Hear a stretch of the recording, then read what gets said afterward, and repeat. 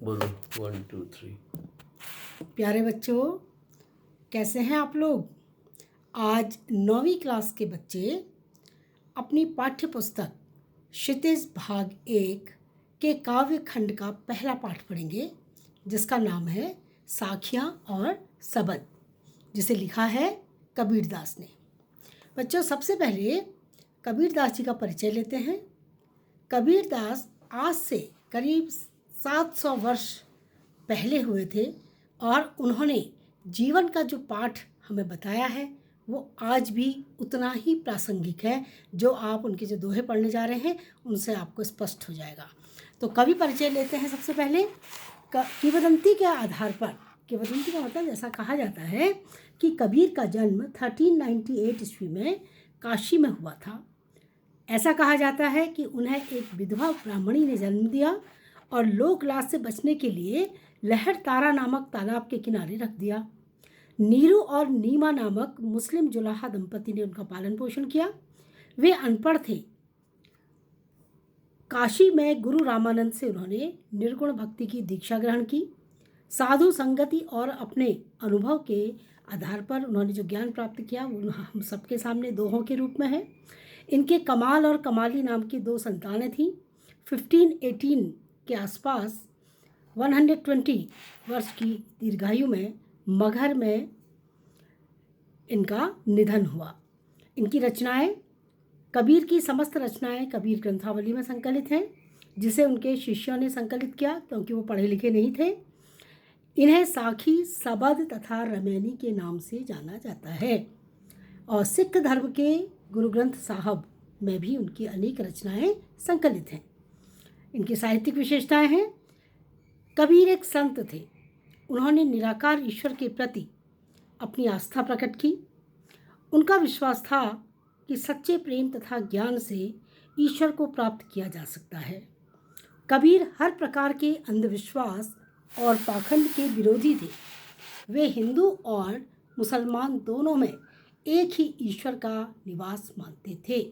अब इनकी भाषा शैली, कबीर की भाषा अनमेल खिचड़ी है।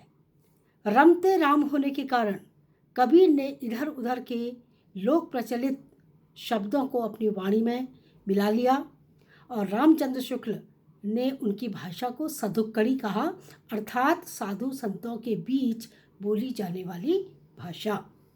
अब हम आते हैं इनकी साखियों पर। साखियाँ दोहे हैं। साखी का मतलब होता है साक्षी, गवाह। जीवन में उनके अनुभव गवाह हैं, उसी से नाम पड़ा साखी। पहला है, मान सरोवर सुभर जल, हंसा केली कराही, मुक्ता फल मुक्ता चुगे, अब उड़ी अनत न जाही। इसमें मानसरोवर के 2 अर्थ हैं, आप लोग देखिएगा। इनके अर्थ मैंने यहाँ पर लिखे हुए हैं। हंसा का मतलब है हंस, साधक या जीवात्मा।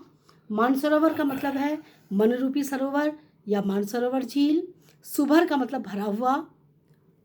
केली का मतलब क्रीड़ा। अनत का मतलब अन्यत्र। मुक्ताफल का मतलब मोती या प्रभु भक्ति।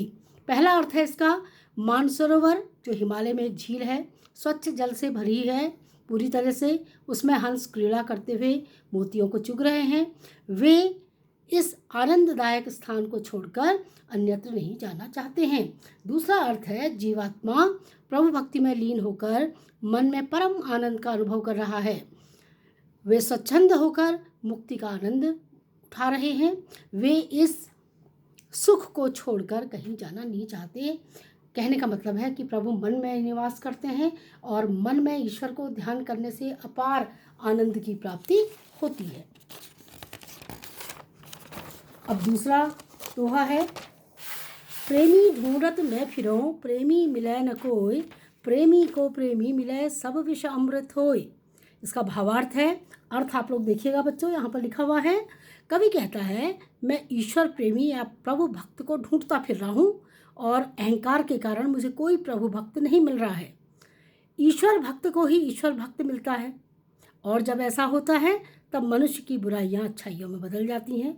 ईश्वर भक्त अहंकार रहित होता है, यानी जो कहेगा कि मैं ईश्वर का भक्त हूँ, इसका मतलब उसमें अहंकार आ जाएगा, उसे ईश्वर भक्त नहीं मिल सकता। ईश्वर का भक्त होने के लिए अहंकार को अपने मन से निकालना होगा।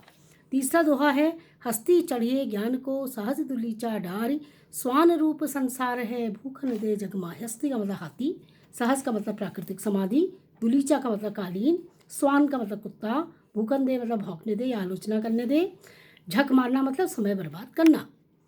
कवि कहते हैं कि ज्ञान प्राप्ति में लगे साधकों को अपना काम करते रहना चाहिए।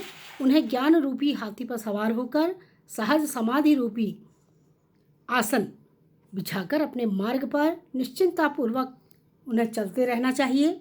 यह संसार कुत्ते के समान है जो हाथी को देखकर निरुद्देश्य भौंकता रहता है।